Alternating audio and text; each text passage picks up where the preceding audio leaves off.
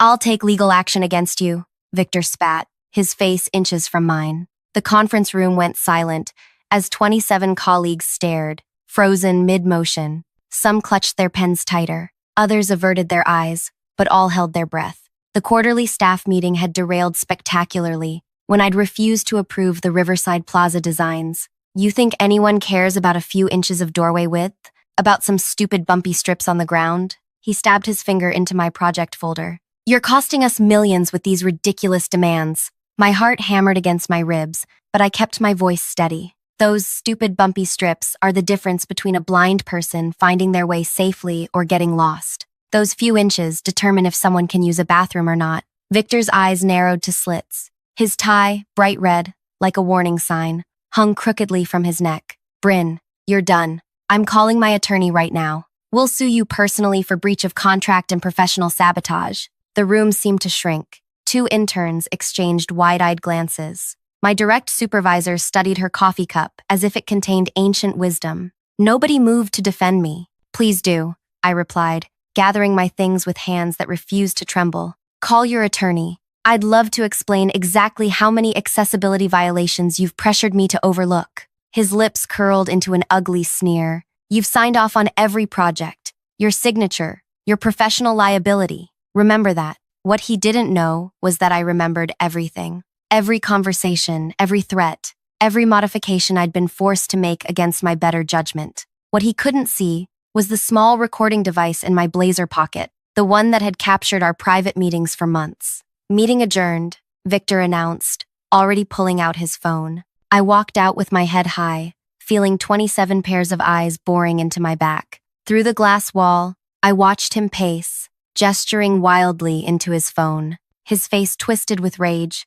then shifted to confusion, then drained of color entirely. 23 minutes later, as I sat in my car wondering if I'd just destroyed my career, my phone buzzed with a text from an unknown number. You might want to see this. Attached was a recording that would change everything. I never expected this story to resonate with so many of you. If you're finding yourself drawn into what happened next, take a second to hit like and subscribe. I post new content every week about standing up against workplace injustice. Drop a comment about whether you've ever had to make a difficult ethical stand at work. Your experiences help others feel less alone. My name is Brynn Harlow, and until 3 months ago, I was the Senior Accessibility Compliance Specialist at one of the largest urban development firms in the Northeast. For nearly 4 years, I reviewed building plans to ensure they met the Americans with Disabilities Act requirements: ramp gradients, doorway widths, tactile pathways, bathroom dimensions. Not glamorous work, but work that mattered. I grew up with my grandmother after my parents died in a car accident when I was 9. When she had a stroke at 72, I watched her world shrink overnight. Suddenly, 3 steps might as well have been a mountain. A door 2 inches too narrow meant she couldn't enter. The woman who once traveled the world was now trapped by poor design. That's why I became an accessibility specialist. Because architecture isn't just about aesthetics. It's about who gets included and who gets shut out. At first, the job felt meaningful. I caught violations before construction began. I educated architects about universal design principles. I believed I was making the world a little more navigable for people like my grandmother. Then Victor became the new director. Our first clash happened 6 weeks after his arrival. The Pinewood Medical Center plans came across my desk with significant violations: insufficient turning radiuses in patient bathrooms, emergency call buttons mounted too high, examination tables not designed for transfer from wheelchairs. These need major revisions, I told him, highlighting the issues. Victor leaned against my desk, arms crossed. The client's already approved the budget. Make it work. It doesn't meet code. I can't sign off. Look, Brynn, he said, lowering his voice. This is a $30 million project. The client will walk if we increase costs now. Just be flexible on the interpretations. There's no interpretation of a 60-inch turning radius. It either is or isn't. His friendly demeanor vanished. You're new to the big leagues. Sometimes compliance is negotiable. That night, I couldn't sleep.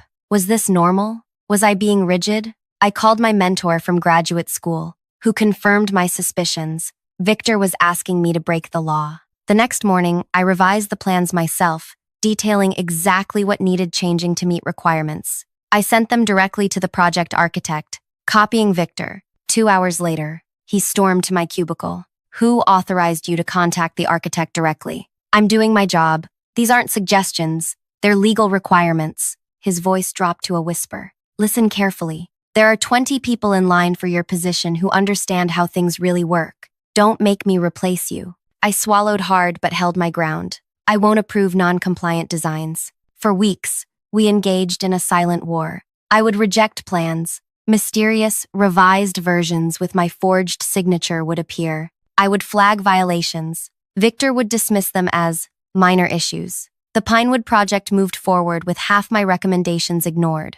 Then came the day I received an email that made my blood run cold. It was from a mother whose son used a wheelchair. They'd visited the newly opened Pinewood Medical Center, and he'd been unable to use the bathroom independently. The turning radius was too small, exactly as I'd warned. I thought places like this were supposed to be accessible, she wrote. My son was humiliated. I printed her email and walked straight into Victor's office, closing the door behind me. This is why compliance matters, I said, placing the letter on his desk. He barely glanced at it. One complaint from one person. Cost of doing business. That one person is exactly who these laws are designed to protect. Victor leaned back in his chair. You know what your problem is, Brynn? You think these regulations are sacred texts. They're guidelines, open to interpretation. They're civil rights laws, I countered. Would you call racial discrimination laws guidelines? His face hardened. Don't be dramatic. We're talking about a few inches here and there. A few inches that determine if someone can use a bathroom or not.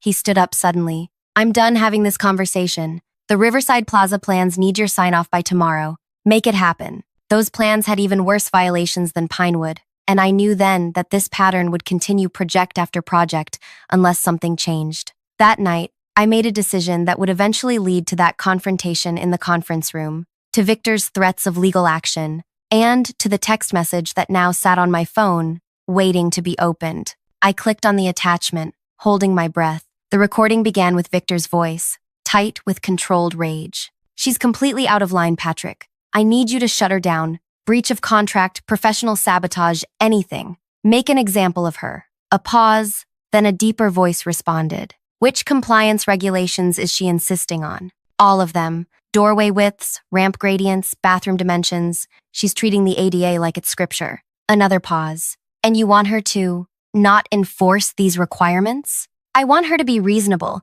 These aren't hospital rooms. They're retail spaces and office buildings. Nobody's life depends on an extra 2 inches of doorway. The silence that followed stretched uncomfortably long. When the other man, presumably Patrick, Victor's attorney, spoke again, his voice had changed completely. Victor, my daughter Lily uses a wheelchair. She's 12. Do you know how many places she can't go because of just 2 inches? How many times we've had to leave restaurants because she couldn't use the bathroom? How many school events she's missed because there wasn't a ramp? Victor's stammering response was painful to hear. I didn't realize. No, you didn't. Patrick cut in, his voice ice cold. And let me be crystal clear. I will not be representing you in this matter. In fact, I'll be personally notifying the state licensing board about these violations. Patrick, wait. I've advised many difficult clients, Victor, but I draw the line at someone who knowingly violates accessibility laws. Laws that exist so people like my daughter can participate in society with basic dignity. You can't. I absolutely can. And I will. Good luck finding another attorney willing to defend intentional ADA violations. They're not just compliance issues. They're civil rights violations. The recording ended. I sat frozen in my car, heart pounding. Through my windshield, I could see the office building where, up on the 14th floor, Victor was probably having the worst day of his professional life. My phone buzzed again with another text from the unknown number. He's in full panic mode. Board members have been called in. Thought you should know. I stared at my phone, trying to process what was happening. The mysterious ally had to be someone inside the office, someone who'd witnessed the confrontation and decided to help me. But who? I drove home in a daze, adrenaline still coursing through my body. My apartment felt like a stranger's place. I walked from room to room, unable to settle. Had I just ended my career? Or had I finally done what I should have done months ago? At 7:38 p.m., my phone rang. The screen displayed Meera Chaudhry, the firm's HR director. Brynn, can you come in tomorrow morning at 9? The executive board wants to meet with you. My stomach dropped. Am I fired? A pause. Just be there at 9. And Brynn, Bring any documentation you have regarding the accessibility issues you've raised. I spent the night gathering evidence, emails, project notes, revised plans showing the before and after of Victor's adjustments. Around 3 a.m., I found myself staring at my grandmother's photograph on my nightstand. Was this worth it, Gran? I whispered to her smiling face. She'd always told me to stand my ground when it mattered, but she'd never mentioned how terrifying it would feel. Morning came too quickly. I dressed carefully. Charcoal gray pantsuit, minimal jewelry, hair pulled back, professional, unshakable. The opposite of how I felt. The executive boardroom was silent when I entered. 7 people sat around the table, including Mira from HR and Elliot Greaves, the company's founder. Victor sat at the far end, his face ashen. Miss Harlow, Elliot began, we understand you have concerns about our compliance practices. For the next hour, I presented my evidence. The Pinewood Medical Center bathroom that didn't meet turning radius requirements. The Riverside Plaza with insufficient, accessible parking. The Oak Ridge Mall with inadequate tactile pathways for the visually impaired. Project after project where accessibility had been compromised for aesthetics or cost savings. I showed them the email from the mother whose son couldn't use the Pinewood bathroom. I shared letters from advocacy groups questioning our firm's commitment to accessibility. This isn't just about following rules, I concluded. It's about whether we're creating spaces that welcome everyone or exclude the most vulnerable. The board members exchanged glances. Victor stared at the table, jaw clenched. Elliot cleared his throat. Victor, would you care to respond? Victor's head snapped up. These are complex projects with hundreds of requirements. Minor oversights happen. Brynn is blowing this out of proportion. Minor oversights? I echoed. Is that what you call it when you told me? And I quote, nobody's going to notice if the braille signage isn't perfect? I never said that. I pulled out my phone. Would you like me to play the recording? The room went completely still. Victor's face drained of color. You recorded our conversations? He whispered. After you started altering my signed documents? Yes, I did. Mira leaned forward. You altered signed compliance documents? Victor's eyes darted around the room, seeking an ally and finding none. We had deadlines to meet, budgets to maintain. She was being obstinate. She was doing her job, Elliot said quietly. The job we hired her to do. What followed was the most uncomfortable 30 minutes of my professional life. The board asked pointed questions about specific projects, violations, and Victor's instructions to me. With each answer, Victor seemed to shrink smaller in his chair. Finally, Elliot turned to me. Miss Harlow, we owe you an apology. This company was founded on principles of integrity and excellence. Somewhere along the way, it seems we lost sight of that. I nodded, unsure what to say. We'd like you to stay on, he continued. In fact, we'd like to create a new position, Director of Accessibility and Compliance, reporting directly to me. Would that interest you? The offer stunned me. Yes, it would. Excellent. Mira will work out the details with you. He turned to Victor. As for you, we'll continue this conversation privately. As the meeting dispersed, Victor caught up to me in the hallway, his expression a mix of fury and panic. You planned this, he hissed. You set me up. I met his gaze steadily. No, Victor. You set yourself up the moment you decided some people's access to the world was negotiable. He stepped closer, lowering his voice. This isn't over. You think you've won? I built relationships with every major client this firm has. They'll follow me. Maybe, I replied. Or maybe they'll prefer working with a firm that doesn't expose them to lawsuits and bad publicity. His eyes narrowed. You have no idea who you're dealing with. As he stormed away, I realized he was right. I didn't know what Victor was capable of when cornered. And despite the apparent victory, a cold weight settled in my stomach. This wasn't over, not by a long shot. Little did I know, Victor's threat in the hallway wasn't empty words. Within days, I would discover exactly how far he would go to destroy me, and how much I would need to sacrifice to stop him. The first warning came from an unexpected source.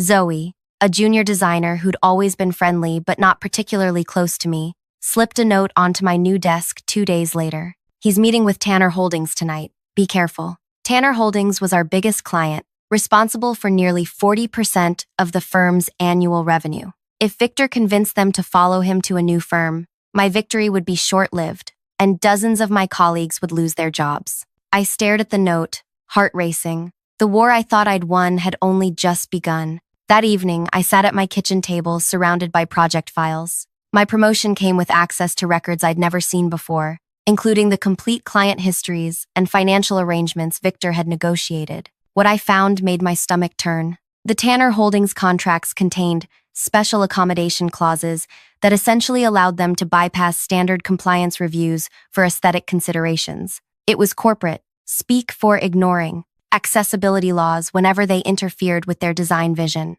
I was still processing this discovery when my doorbell rang. Standing on my porch was Drew, one of the project architects who had always been quietly supportive. "Can I come in?" he asked, glancing nervously over his shoulder. Once inside, he didn't waste time. "Victor called an emergency meeting with Tanner Holdings tonight. He's telling them you're on a crusade that will add millions to their development costs." "How do you know this?" Drew hesitated. "I was invited, as were half the senior architects. He's building a coalition, Brynn. He's promising to start a new firm that will be more pragmatic about regulations." "You mean illegal?" I corrected. "Call it what you want, but 5 architects are ready to follow him. If Tanner goes too, the firm could collapse." I sank into a chair. "Why are you telling me this?" Drew's expression softened. "My brother has multiple sclerosis. 5 years ago, he could walk. Now he uses a wheelchair. I've watched his world shrink building by building." He leaned forward. "Victor doesn't just want to leave.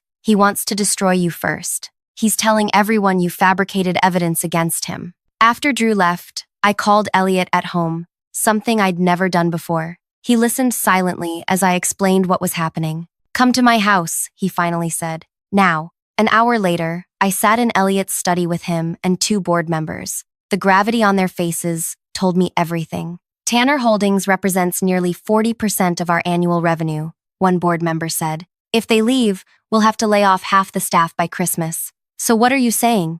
I asked, though I already knew. Elliot rubbed his temples. "Maybe we were hasty. Perhaps a compromise." "A compromise on accessibility laws?" I interrupted. "There is no compromise on civil rights." "Brynn, be reasonable. We're talking about people's livelihoods. And I'm talking about people's lives. Every compromise means someone can't enter a building, use a bathroom, navigate a public space." The room fell silent. I could feel my new position slipping away before I'd even settled into it. "What if," I said carefully, "there was another way to handle Tanner?" 3 sets of eyes locked onto mine. "I need 24 hours, I continued, "and complete access to all Tanner project files." Elliot studied me. "What are you planning?" "Better if you don't know yet, but I promise I won't do anything to harm the firm." He hesitated, then nodded. 24 hours. I worked through the night, combing through years of Tanner Holdings projects. By morning, I'd identified 17 buildings with significant accessibility violations,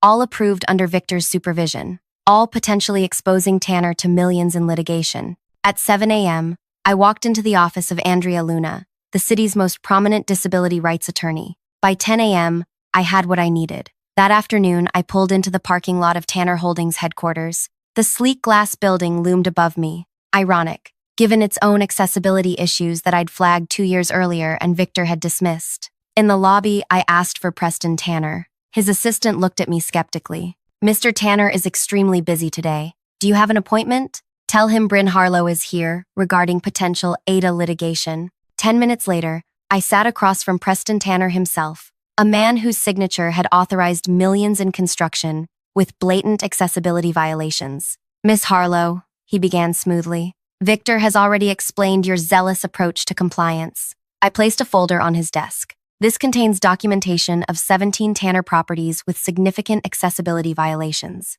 The second folder contains Andrea Luna's assessment of potential damages should a class action lawsuit be filed. His face tightened. "Is this a threat?" "No, it's an opportunity." I slid a third folder across his desk. "This contains revised plans for all 17 buildings, retrofitting costs, timeline for compliance, and most importantly, a pledge from our firm to cover 30% of those costs." Preston blinked. "Why would your firm absorb those costs?" "Because we should have never approved the original plans. We failed in our professional duty." I leaned forward.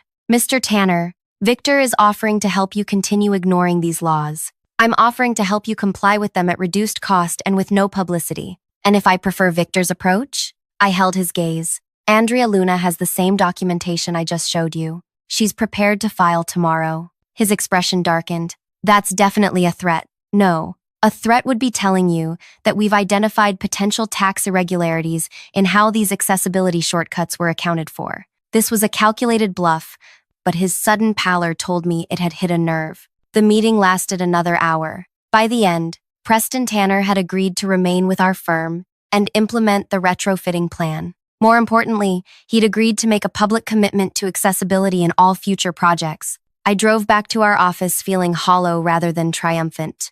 I'd won, but through tactics that left a bitter taste. Elliot was waiting when I returned. Tanner just called me. What did you do? I explained the agreement, watching his expression shift from shock to grudging admiration. That was audacious, he said finally. It was necessary. Victor won't take this lying down. He was right. Victor's retaliation came swiftly and brutally. The next morning, an email circulated to the entire firm and major clients, claiming I had engaged in extortion and unethical practices. Attached were edited snippets of conversations that made it sound like I had threatened clients for personal gain. What followed were the most grueling weeks of my professional life. Each day brought new allegations. Victor had been methodical, building his case against me for months, saving out of context statements and manipulating documentation. 3 clients requested I be removed from their projects. 2 board members suggested placing me on leave while the allegations were investigated. Even Drew began avoiding my eyes in the hallway. The worst moment came when Elliot called me into his office, his expression grave. The board is concerned, Brynn. These allegations are false, I insisted. Victor manipulated those recordings, perhaps, but perception matters in this business. Clients are nervous. My throat tightened. So you're firing me? No, he sighed. But we need to move you to internal projects only. No client contact until this resolves. It was a demotion in all but name. As I walked back to my office, I passed the conference room where it had all started, where Victor had threatened legal action and unwittingly set his own downfall in motion. Only his downfall hadn't happened. Somehow, despite everything, he was winning. That night, I sat alone in my apartment, surrounded by evidence that now seemed useless. Victor had poisoned the well so thoroughly that the truth hardly mattered anymore. My phone buzzed with a text from an unknown number, the same one that had sent me the recording of Victor and his lawyer. Don't give up. Check your email in 10 minutes. At precisely 9 p.m., an email arrived from an anonymous address. The subject line read simply, "The truth about Victor." The attachment was a video file. With shaking hands, I clicked play. The screen showed Victor in a hotel bar,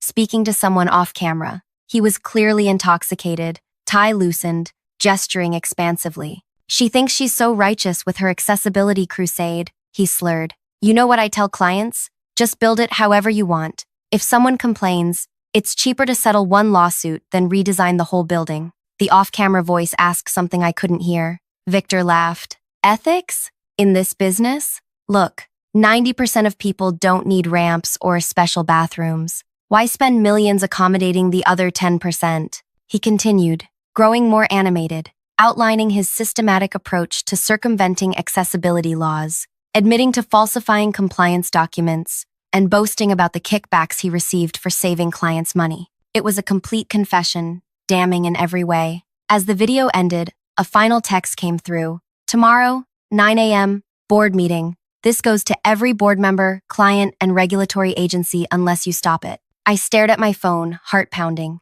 The mysterious ally was offering me complete victory. Victor would be ruined professionally, possibly even criminally charged. All I had to do was show up and watch it happen. If you're feeling as conflicted as I was in this moment, you're not alone. What would you do with this kind of power over someone who tried to destroy you? Drop a comment below with your thoughts, and hit subscribe if you want to see how this ethical dilemma resolves. Sometimes the most difficult choices reveal who we truly are. The boardroom was eerily silent as I entered the next morning. Every member was present, along with Mira from HR and the company's general counsel. Victor sat at the far end, looking smug. "Thank you all for coming," Elliot began. "We're here to address the allegations against Brynn Harlow and determine appropriate action." Victor straightened his perfectly pressed shirt. "I believe the evidence I've provided speaks for itself." "Does it?" I asked quietly, because I have evidence of my own. I connected my laptop to the projection system.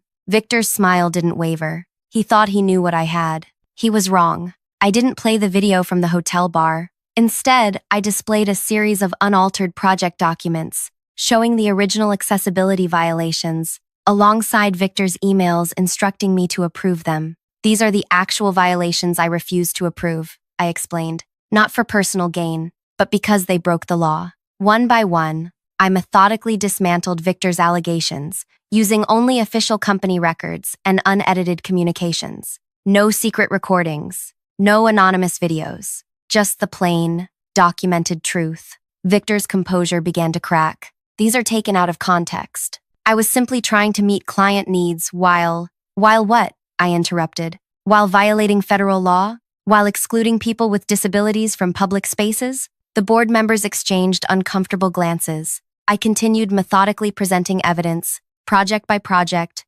violation by violation. Miss Harlow, the general counsel interjected, this is certainly concerning, but Mr. Reeves has provided recordings that suggest you've been less than ethical yourself. Those recordings were selectively edited, I replied. I have the originals. I played the complete conversations, where it became clear that Victor had cut and spliced my statements to completely change their meaning. Where he'd made it sound like I was threatening clients, the full recordings showed me explaining legal liabilities they might face for non-compliance. Victor's face flushed deep red. This proves nothing. She's manipulated these files. Digital timestamps and metadata would prove otherwise, I said calmly. Your IT department can verify them. As Victor's defense crumbled, I noticed something strange. He kept glancing nervously at his phone, which was buzzing with incoming messages. Elliot cleared his throat. Victor, would you care to respond to these allegations? Victor loosened his collar. This is a witch hunt. Brynn has had it out for me since day one because I challenged her rigid interpretations. Rigid interpretations of what? Civil rights laws? I asked. You're being dramatic. Am I? I turned to address the room. Yesterday, I visited Pinewood Medical Center, one of our recent projects. I asked to use the accessible bathroom that Victor insisted was close enough to compliance. I pulled out my phone and displayed photos. The turning radius is 4 inches too small. Do you know what that means in practical terms? It means someone in a wheelchair can enter the bathroom but can't turn around to leave. They become trapped. The room fell silent. This isn't about bureaucratic red tape, I continued. It's about human dignity. It's about whether we believe everyone deserves equal access to the spaces we create. Victor's phone buzzed again. He glanced at it, and the color drained from his face. If you'll excuse me, he muttered, standing abruptly. We're not finished here, Elliot said sharply. I need to take this call. Sit down, Victor. The authority in Elliot's voice made Victor sink back into his chair. His phone continued to vibrate in his hand. Something wrong? I asked innocently. Victor glared at me with naked hatred. What did you do? I presented the truth, that's all. His phone buzzed again. Unable to resist, he glanced at the screen, then looked up at me with dawning horror. You said you wouldn't release it. I blinked, genuinely confused. Release what? Before he could respond, the boardroom door opened. Patrick Wallace, Victor's high-powered attorney, walked in, followed by a young woman in a wheelchair. The room fell silent. The woman couldn't have been more than 16, with intelligent eyes and an unmistakable resemblance to Patrick. Sorry to interrupt, Patrick said, his voice cold. I'm Patrick Wallace. This is my daughter, Lily. Victor looked like he might be sick. Mr. Greaves, Patrick continued, addressing Elliot. I believe you've received my email regarding Mr. Reeves' conduct. Elliot nodded slowly. Just now, yes. Then you understand why we're here. Victor stood up, panic evident on his face. Patrick, whatever you think I've done, save it. Patrick cut him off. My daughter wanted to see the man who believes people like her don't deserve equal access to public spaces. Lily wheeled forward, stopping directly across from Victor. You said it's not worth spending millions to accommodate 10% of people. Her voice was steady, her gaze unflinching. I'm part of that 10%. The blood drained from Victor's face. That conversation was private. How did you... My dad's assistant recorded you at the bar last night, she explained. She recognized you from her brother's workplace. Her brother uses a wheelchair too. I suddenly understood. The mysterious ally, the person who'd sent me the recording of Victor and Patrick's phone call, the video from the bar, it had been Patrick's assistant all along. Victor, Elliot said, his voice unnaturally calm. Would you care to explain what Miss Wallace is referring to? Victor's eyes darted around the room, seeking escape. I may have had too much to drink, said things I didn't mean, like admitting you falsified compliance documents. Patrick asked. Or bragging about receiving kickbacks for helping clients circumvent accessibility laws. The general counsel leaned forward. Kickbacks? Victor's defense collapsed entirely. This is absurd. You can't possibly. I've already filed complaints with the State Licensing Board and the Department of Justice, Patrick interrupted. The video evidence is quite compelling. What followed was the professional equivalent of a public execution. As Victor stammered through increasingly desperate denials, Patrick methodically outlined the legal consequences of his actions, both for Victor personally and potentially for the firm. However, Patrick concluded, Ms. Harlow's detailed documentation shows she consistently pushed for compliance despite pressure. That will significantly mitigate the firm's liability. All eyes turned to me. I had remained silent during Patrick's presentation, watching Victor's world collapse around him. Did you plan this? Victor hissed at me. I met his gaze. No, I didn't know about the video until last night. And, unlike you, I chose not to use it. His eyes widened slightly as understanding dawned. But you could have. Yes. Why didn't you? The question hung in the air. The truth was, I had wrestled with that decision all night. The video would have destroyed him instantly, but something about using it felt wrong, too much like becoming what I despised about him. Because this was never about destroying you, Victor. It was about protecting people from your decisions. The meeting concluded with Victor being placed on immediate administrative leave pending investigation. As people filed out of the boardroom, Lily wheeled over to me. Thank you, she said simply. For what? I didn't know about the video. She smiled. Not for that. For caring enough to fight. Most people don't. As she turned to leave, I realized something. How did you know I didn't use the video? That I chose not to release it? Kamala told me, my dad's assistant. She said you texted back last night that you wouldn't need it, that you'd find another way. You know what's strange? I said. For weeks, I fantasized about taking Victor down, but when I had the chance to destroy him completely, it didn't feel right. Sometimes the best revenge isn't destruction, Lily replied. It's change. Those words stayed with me long after the meeting ended. 3 weeks later, the firm announced significant changes. Victor had resigned to pursue other opportunities, a corporate euphemism that fooled no one. The Department of Justice had opened an investigation into his conduct. 5 projects were undergoing emergency retrofitting to address accessibility violations. My new role as Director of Accessibility and Compliance was made permanent, with expanded authority and resources. More importantly, the firm established a community advisory board that included people with various disabilities to review major projects. The most meaningful change came 6 months later, when we unveiled the renovated Pinewood Medical Center. Every bathroom now exceeded accessibility requirements. Every pathway included proper tactile strips. Every entrance featured automatic doors with the correct dimensions. At the ribbon-cutting ceremony, I watched an elderly man in a wheelchair navigate the space with ease, his face showing none of the frustration and humiliation that so many experience in poorly designed buildings. Elliot stood beside me. You know, when this all started, I thought you were being rigid, uncompromising. And now? He gestured toward the elderly man, who was now demonstrating to his grandchildren how easily he could maneuver in the spacious bathroom. Now I understand what was really at stake. That evening, I visited my grandmother's grave, bringing fresh flowers and news of my work. As I sat beside her headstone, I thought about Victor, who had underestimated me, underestimated the law, and most fatally, underestimated the power of designing spaces for everyone. My revenge wasn't in his professional destruction, though that had certainly happened. My revenge wasn't even in taking his position or undoing his harmful work. My true revenge was in creating spaces where people like my grandmother, like Lily, like the elderly man at Pinewood, could move through the world with dignity, where a mother wouldn't have to explain to her son